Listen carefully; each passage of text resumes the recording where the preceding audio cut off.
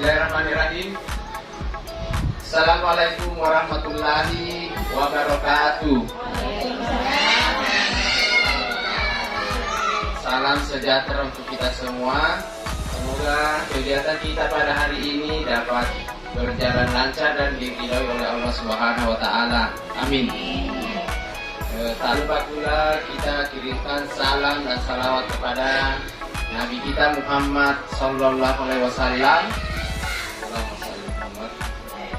Semoga di akhir di kehidupan mendatang kita semuanya mendapatkan syafaatnya nanti. Amin. Ya. Ibu guru dan ibu kepala sekolah yang terhormat, hari ini izinkan saya untuk berdiri di depan ibu kepala sekolah dan teman-teman guru semuanya dalam rangka aksi nyata modul 1.4 tentang budaya positif. Ya, tentang budaya positif ya. Lanjut ya. Nah, untuk kegiatan kita atau materi hari ini ada 6, yaitu yang pertama tentang disiplin positif dan nilai kebajikan. Kemudian yang kedua, motivasi, hukuman, dan penghargaan restitusi. Kemudian yang ketiga tentang keyakinan kelas. Yang keempat tentang kebutuhan dasar manusia. Yang kelima, posisi kontrol. Dan yang terakhir yaitu segitiga restitusi. Jadi ada 6 materi untuk hari ini. Yang pertama kita mulai yaitu tentang disiplin positif dan nilai kebajikan. Di sini saya menulis disiplin adalah suatu sikap taat dan patuh terhadap aturan yang telah dibuat atau disepakati ya. Itu kalau tentang disiplin. Di sini saya tampilkan ada gambar anak sekolah yang sedang menggunakan masker. Ini ada maknanya. Ada makna nanti, tapi maknanya nanti akan dijelaskan pada pembahasan berikutnya. Mengapa saya tampilkan gambar anak sekolah yang sedang menggunakan masker. Baik, lanjut. Nah, di sini ada penjelasannya kata disiplin, yaitu juga sering dihubungkan dengan hukuman. Pasti ada kaitannya. Kalau disiplin pasti ada hukuman. Kalau kita tidak disiplin kena sanksi atau hukuman. Padahal itu sungguh berbeda. Karena belajar tentang disiplin positif tidak harus dengan memberi hukuman. Justru itu adalah salah satu alternatif terakhir dan kalau perlu tidak digunakan sama sekali. Jadi maksudnya di sini, kalaupun nantinya ada hukuman, itu kalau bisa hanya pilihan terakhir yang harus kita tempuh. Kalau memang sudah tidak ada jalan lain, baru kita menggunakan yang namanya hukuman, ya, seperti itu. Tapi kalau masih ada jalan lain, ya silakan tempuh jalan itu. Kecuali kalau sudah buntu, apa boleh buat, ya. Terpaksa kita memberi hukuman dengan tujuan untuk mendisiplinkan anak-anak atau diri kita sendiri. Nah, sebelum saya lanjut, di sini ada percobaan dulu, ya. Percobaan tentang teori kontrol. Bisa mungkin kita praktekkan. Tangan kanannya ibu-ibu semua di kepal, kasih kuat, kasih kencang. Kemudian yang kedua, tangan kiri Anda berusaha membuka kepala tangan Anda. Nah, kira-kira apa yang terjadi, ya? Coba diperhatikan. Nah, susah. Ada yang bisa buka? Ada yang bisa buka? Ya, oke. Kenapa? Penjelasannya silakan lanjut. Oh ya, oke. Kembali dulu, lihat. Dari yang tadi itu ada yang tidak bisa membuka, ada yang bisa membuka. Ya, maksudnya itu adalah tangan itu atau kepala tangan kita itu kita bisa buka sendiri karena kita sendiri yang mengontrol. Kan kita punya mau. Di sini tadi yang pertama ada pemantiknya, yaitu kepalkan tangan kanan Anda sekuat mungkin dan jangan pernah membukanya.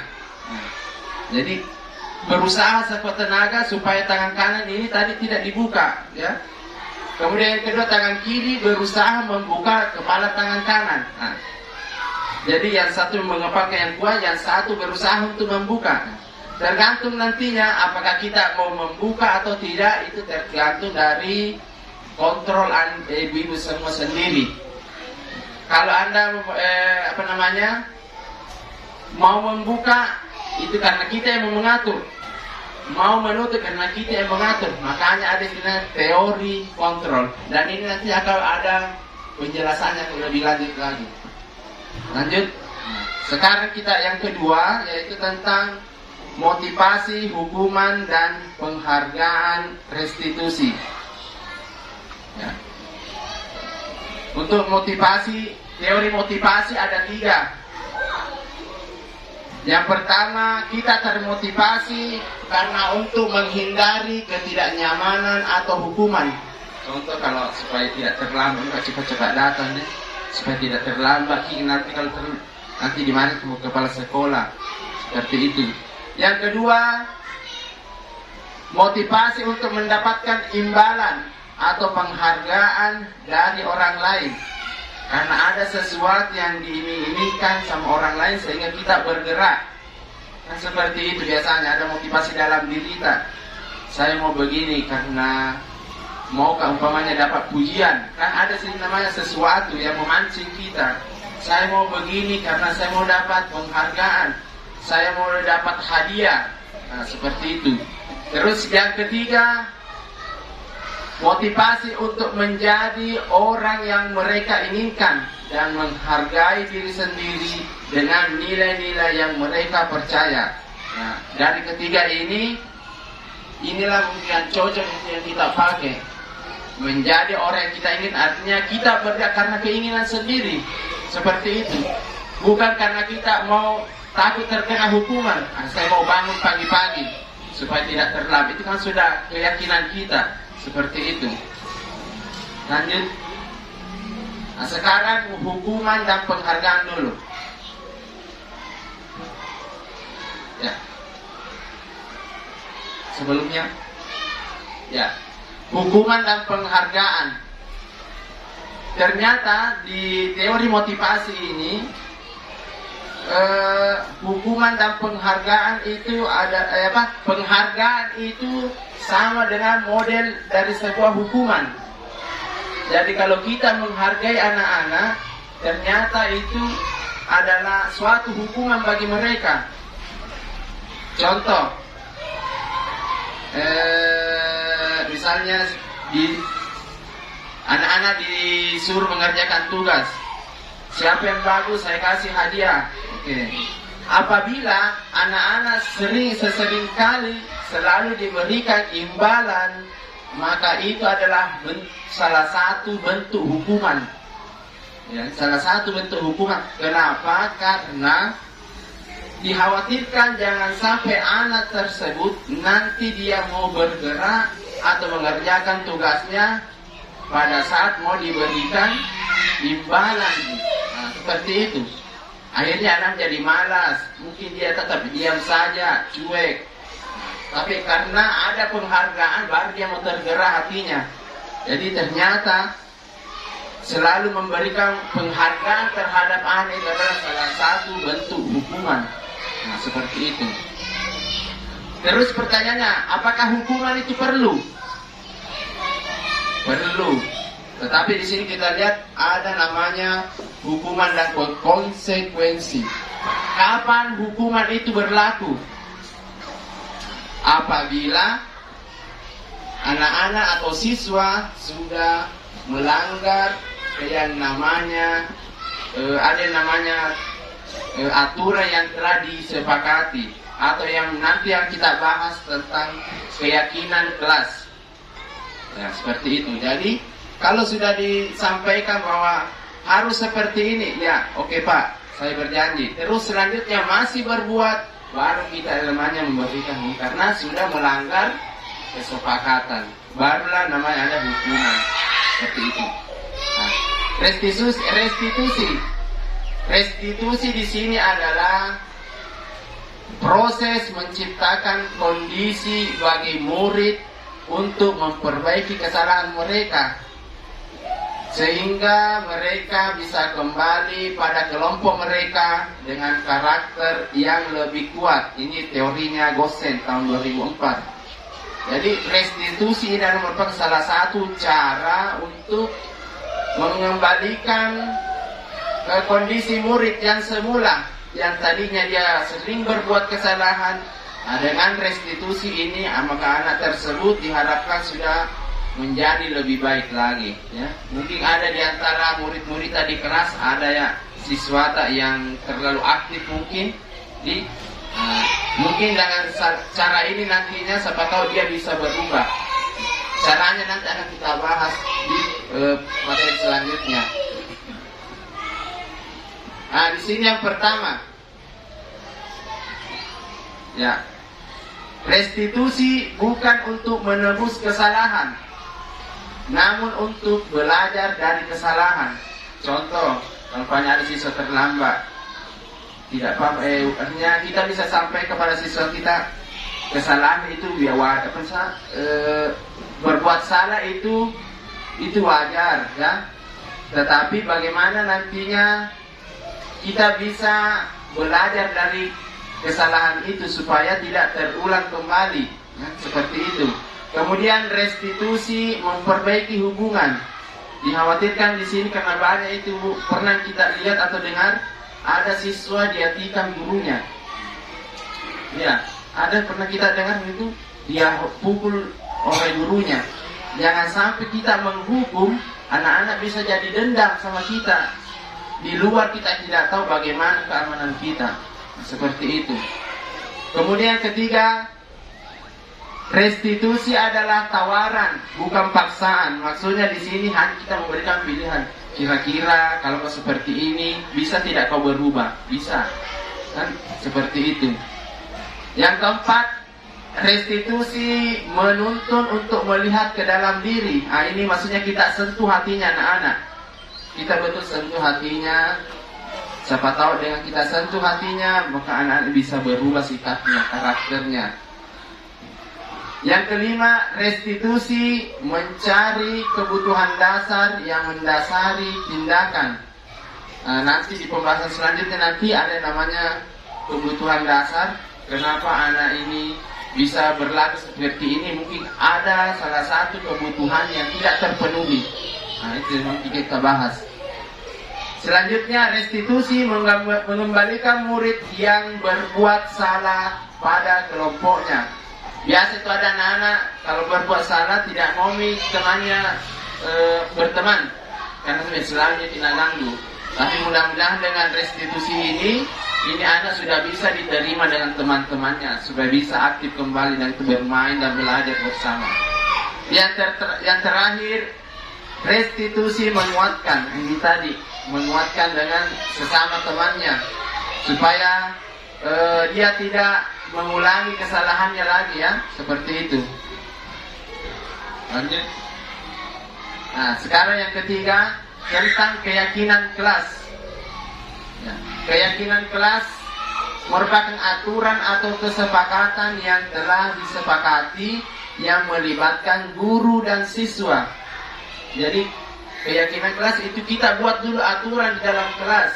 Seperti apa dan bagaimana caranya bisa kita lihat. Yang pertama, mengapa kita memiliki ini dulu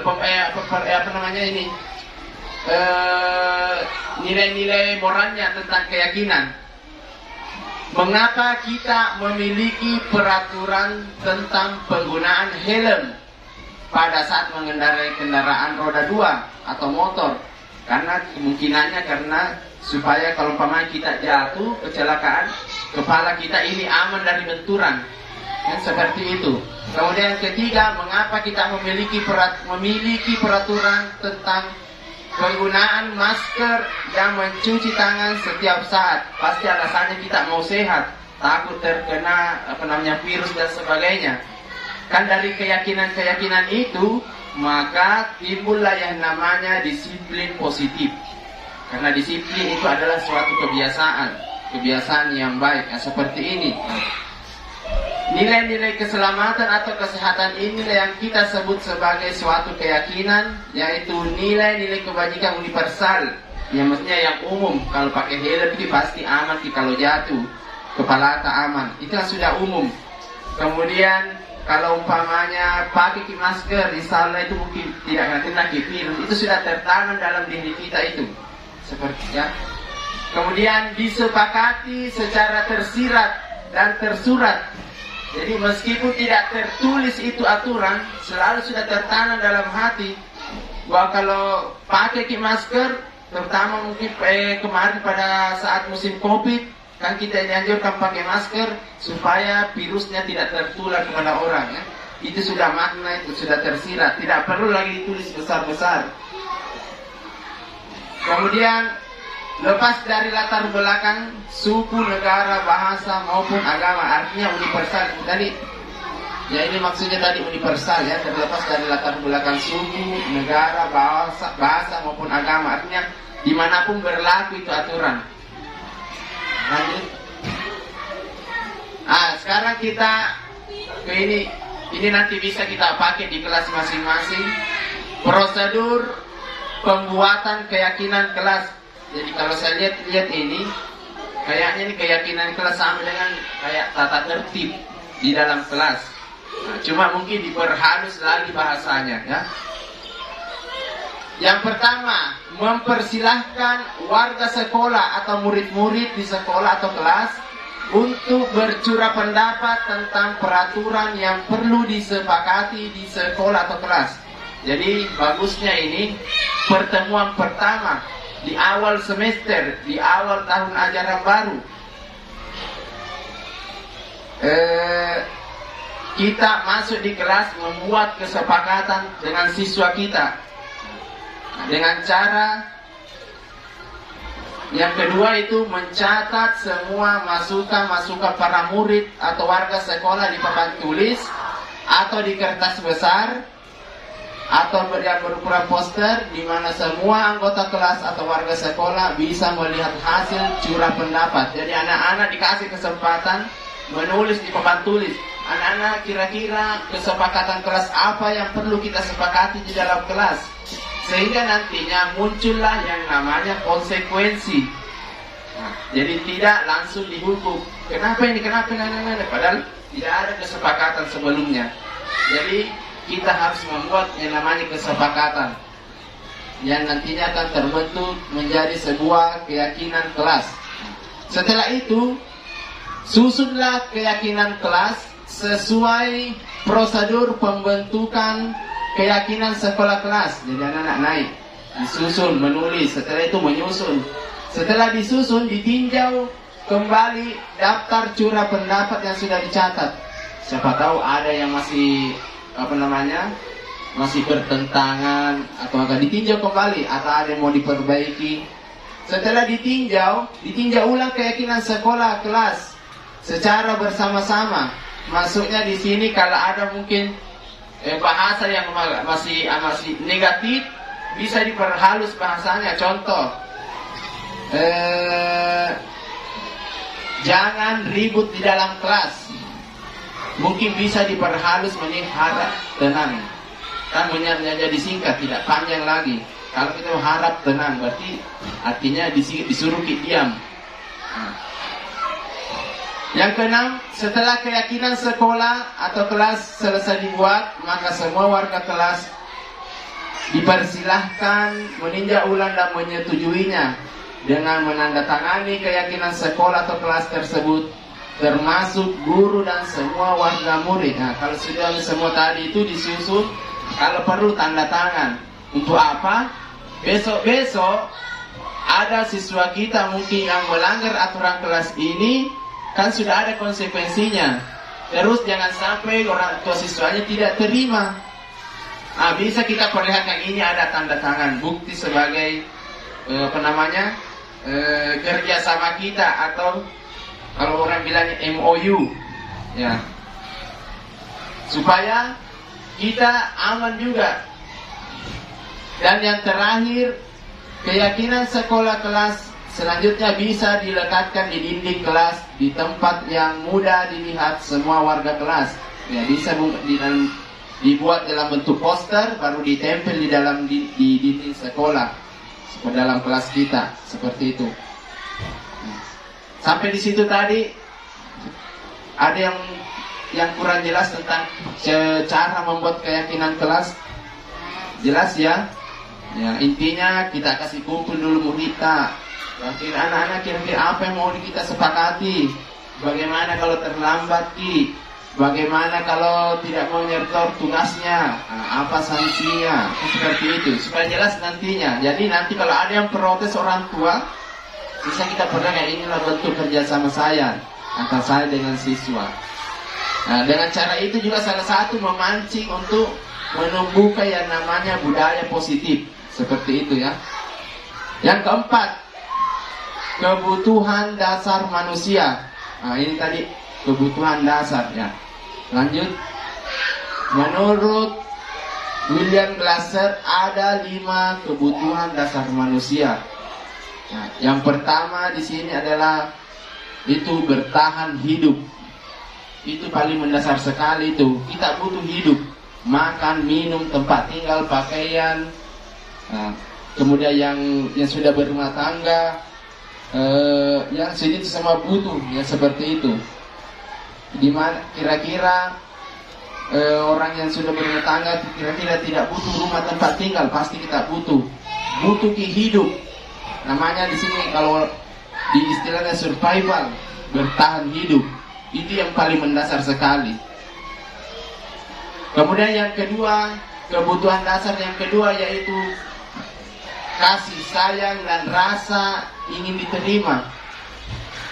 Ini maksudnya ada biasanya tuh siswa, dia selalu berusaha mengeluarkan unek-uneknya karena ternyata dia mau diperhatikan, mau merasa diterima di dalam kelas. Oh saya ini begini, ternyata ini ada seperti ini, mau diperhatikan, mau diterima. Nah, karena biasa itu ada teman-teman yang tidak mau. Ya, seperti itu. Kemudian yang selanjutnya, kebutuhan dasar kebebasan. Pasti kita mau bebas. Mau ini, mau itu bebas, tapi maksudnya di sini bebas tetap dalam koridor aturan yang berlaku ya. Yang keempat, kebutuhan dasar kita yaitu kesenangan. Makanya senang-senang, tidak mesti kita di sekolah terus pusing melihat siswa, melihat anak-anak, mana lagi tugas-tugas. Pasti kita butuh yang namanya kesenangan, mau refreshing kan, seperti itu. Dan yang terakhir ya, yang kebutuhan dasar yang terakhir itu penguasaan. Penguasaan di sini maksudnya ada biasa di dalam kelas dia yang selalu menghandle semua kelas. Dia yang otoritas di dalam kelas. Nah, seperti itu, dia butuh seperti itu. Pokoknya ada apa saja dia lagi, ada dia lagi. Dia butuh penguasaan. Dia menguasai itu kelas. Dan ada biasanya saya dapat di sekolah seperti itu. Ada di kelas saya dapat salah satu siswa seperti itu. Nah, seperti itu. Dia yang berkuasa, dia mau yang sebagai. Nah, jadi untuk yang kebutuhan dasar tadi manusia itu seperti itu ya, ada 5. Lanjut tentang posisi kontrol. Nah, ini juga sangat penting Bu. Nah, bisa dilanjut ya. Menurut Diane Gossen ada 5 posisi kontrol, yaitu yang pertama penghukum. Siapa yang biasa selalu menghukum siswanya. Nah. Yang kedua, pembuat merasa bersalah. Dengan kata-kata dan merasa bersalah sekali itu anak-anak atau seseorang. Yang ketiga, yaitu posisi kontrol yang ketiga itu teman. Nah. Yang keempat, posisi kontrol pemantau. Nah, perhatikan ini. Ada cini-cini ini begini. Oh ya. Dan yang terakhir, manajer. Ya. Lanjut ya. Yang pertama ini ada penjelasannya. Untuk posisi kontrol penghukum, biasanya satu, nada suara tinggi, bahasa tubuh, ini kita tunjuk, ada seperti itu, mata melotot, tidak, begitu memang, menunjuk dan menghardik, itu posisi kontrol yang penghukum. Apa dampaknya terhadap anak-anak? Kemungkinan murid marah dan mendendam atau bersifat agresif.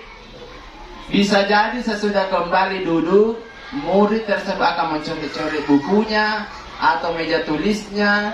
Lebih buruk lagi, sepulang sekolah murid melihat motor atau mobil bapak ibu guru menggores kendaraan tersebut dengan paku. Akhirnya dendam karena ini guru harus dijual nanti. Nah, seperti yang saya bilang tadi, karena siswanya jengkel sama gurunya, akhirnya biasa siswanya marah di luar.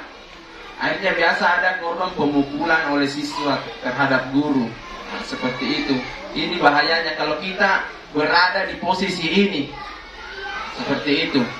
Yang kedua, posisi kontrol pembuat merasa bersalah. Bagaimana itu ciri-cirinya? Nada suara memelas, halus tapi menyentuh sekali, sedih, bahasa tubuh merapat pada anak, lesu. Kenapa begitu? Ada pokoknya begitu, kayak merasa tersindir hanya anak-anak merasa betul-betul bersalah dengan kata-kata kita. Dan dampaknya murid akan merasa bersalah telah mengecewakan ibu atau bapak gurunya. Begitu memang kau dari dulu begitu terus. Akhirnya begitu terus dengan anak-anak tunduk terus atau mendengarkan apa yang disampaikan oleh gurunya. Murid akan merasa menjadi orang yang gagal dan tidak sanggup membahagiakan orang lain. Kadangkala sikap seperti ini lebih berbahaya dari sikap penghukum. Nah, ini biasa kalau selalu anak dikasih begitu, menjadi dia merasa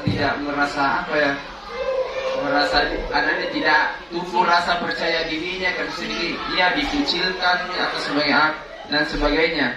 Karena emosi akan tertanam rapat di dalam, murid menahan perasaannya. Nah, pendam gitu sama perasaannya karena dibilang sama gurunya, sakit hati. Bayangkan kalau anak kita sakit hati. Nah, ada pernah dulu dengar saya cerita kasus tentang mungkin karena bahasa yang tidak sesuai dengan bahasa sehari-harinya, karena dia dari daerah lain yang dianggapnya ini biasa di tempatnya, tapi di daerah lain tidak wajar, akhirnya mengguna murid gurunya. Ya, karena seperti itu jadi lebih berbahaya lagi. Ya. Yang ketiga, posisi kontrol teman. Nah, kalau yang ini agak mending, karena dia cerita kayak teman. Nada suaranya itu ramah, akrab, kayak berteman dan bercanda. Bahasa tubuhnya merapat pada murid, mata dan semenjana campak-campak begini. Yang begitu. Hasilnya murid akan merasa senang nanti guruku, karena dia akan berteman akrab. Termasuk dampak positif, hanya saja di sisi negatifnya murid ini akan tergantung terus pas tadi gunaan begini itu hal yang tidak baik juga. Bila ada masalah, dia merasa bisa mengandalkan guru tersebut untuk membantunya. Nah, sini mereka ibu guru ini melapor lah, dia pernah padahal itu tidak baik seperti itu. Ya. Yang keempat, posisi kontrol pemantau. Nah, pemantau ini nada suara datar biasa, bahasa tubuh yang formal. Seperti biasa, dia jalan saja, kenapa terlambat? Oh iya. Nah, terus kesalahan toh? Ya Pak, Anda, oke. Begitu saja, tidak ada tidak ada apa namanya tidak lanjutnya. Hasilnya murid memahami konsekuensi yang harus dijalankan karena telah melanggar salah satu peraturan sekolah. Dia sudah tahu nih, kalau saya berusaha pasti nah hukum begini ke guruku nanti. Guru tidak menunjukkan suatu emosi yang berlebihan, menjadi marah atau membuat merasa berbuat salah. Murid tetap dibuat tidak nyaman, yaitu dan harus tinggal kelas pada waktu jam istirahat dan mengerjakan tugas. Guru tetap harus memantau murid pada saat mengerjakan tugas di jam istirahat, karena murid tidak bisa ditinggal seorang diri. Ya itu tadi, dikasih saja tugas, tapi dipantau saja.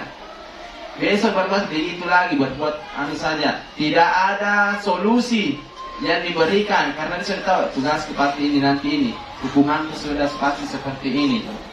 Dan yang terakhir, posisi kontrol manager. Apa ciri-cirinya? Nada suaranya tulus, bahasa tubuh tidak kaku dan mendekat ke murid. Kalau yang ini ada solusinya. Beda dengan pemantau tadi. Dia kasih ini kerja ini tugas. Nanti saya awasi kok dari sini ya buat. Tapi ini ada solusi yang diberikan. Nah, kira-kira kalau begini terus kok bagaimana nanti ke depan? Tidak ada tidak ada teori choice istilahnya, tidak ada. Kira-kira kalau bangun pagi ada apa namanya? Kalau bangun pagi kira-kira bisa kita terlambat atau tidak? Tidak, Pak.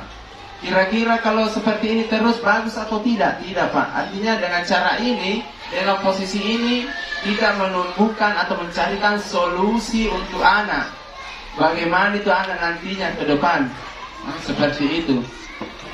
Dari 5 posisi tadi, kira-kira mana yang cocok menurut kita?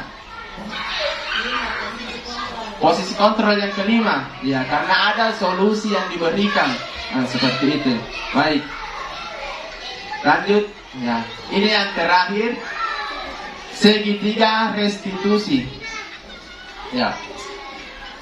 Dari segitiga restitusi ini adalah seperti yang saya bilang tadi, restitusi adalah cara untuk mengatasi suatu permasalahan. Nah, caranya di sini yang pertama, yang ini dulu, menstabilkan identitas. Ya, ada 3 cara di sini restitusi, segitiga restitusi. Yang pertama, menstabilkan identitas. Kemudian yang kedua, validasi tindakan yang salah. Dan yang terakhir, menanyakan keyakinan. Kita lihat yang pertama dulu, menstabilkan identitas. Misalnya ada anak yang bertengkar, kita panggil. Kenapa bertengkar? Si anu Pak, neje orang tua tak. Jadi saya hukum loh. Kembalikan dulu supaya ini anak merasa tidak bersalah bagaimana. Kembalikan dulu. Oh ya betul, wajar kau marah seperti itu. Karena kalau saya juga berada di posisi tanah, pas juga saya akan marah di eje seperti itu. Akhirnya kita sudah sepaham, senada dengan pikirannya siswa. Nah ini tadi apa namanya, kalimat yang bisa kita pakai. Setiap orang pasti pernah melakukan kesalahan. Kamu bukan satu-satunya yang pernah melakukan ini. Artinya supaya anak-anak itu merasa oh betul ini guna perhatikan gak dia pahami perasaanku. Nah ini namanya menstabilkan identitas. Supaya tidak ada rasa adu dulu di dalamnya. Kita stabilkan dulu perasaannya di sini. Setelah itu kita validasi tindakan yang salah. Sekarang ditanya lagi, kira-kira perbuatan tadi itu langsung kita pukul teman bagus atau tidak? Tidak, Pak. Tapi kita memvalidasi tindakan, artinya memukul itu juga merupakan suatu tindakan yang tidak benar atau membalas suatu juga tindakan yang tidak tepat. Ditanya kembali, adakah cara yang efektif untuk mendapatkan apa yang kamu butuhkan? Kira-kira adakah cara lain supaya kau tidak memukul? Memukul teman ada, pasti saja ada, Pak. Apa itu Pak? Sahabat Pak. Kan itu sudah artinya dia sudah menemukan solusinya sendiri. Dengan sabar, kalau ada yang ngeje-ngeje sabar saja atau bagaimana, laporkan ke wali kelasnya saja. Diharapkan di sini agar anak-anak bukan yang dia sendiri yang bertindak. Karena kan di sekolah ada guru, ada kepala sekolah, anak-anak tidak boleh langsung mengambil mengambil tindakan seperti itu. Yang terakhir, menanyakan keyakinan. Nah, kalau seperti itu, seperti yang pembahasan sebelumnya tadi, kira-kira keyakinan kelas apa yang sudah kita sepakati kemarin? Oh, ini Pak, saling menghargai sesama teman. Kan dia sudah tahu ini saya langgar. Kemudian kami ingin menjadi orang yang seperti apa? Saya mau menjadi orang yang sabar, mau bisa menghargai teman-temannya. Dan di tiga cara itu nantinya anak-anak akan stabil kembali. Yang tadinya sudah emosi akan teredam emosinya. Dan dengan cara itu salah satu cara untuk menumbuhkan yang namanya budaya positif. Salah satunya adalah menghargai sesama teman. Jadi menghargai sesama teman itu salah satu budaya positif. Nah, itulah sebenarnya dari keenam yang materi kita tadi adalah cara-cara untuk menumbuhkan budaya positif di sekolah. Saya masih ingat waktu saya masih di Sebelah mengajar. Kalau pagi-pagi dulu di sini, kalau pagi-pagi anak datang ke sekolah belum ada guru, belum ada, masih sisa 1-2 orang yang datang, dia sudah ambil sapu, baru nyapu di luar. Saya dulu kagumi dulu kita punya murid seperti itu di sini. Sekarang saya sudah bergeser itu, sudah hilang. Malah kalau ada sampah di kakinya hati-hati. Nah, itu yang sudah hilang. Ya, dulu saya kira bersih dulu, dia sudah menyapu di halaman. Saya perhatikan setiap hari saya seperti itu. Iya. Sekarang kadang sudah tidak ada nilai itu.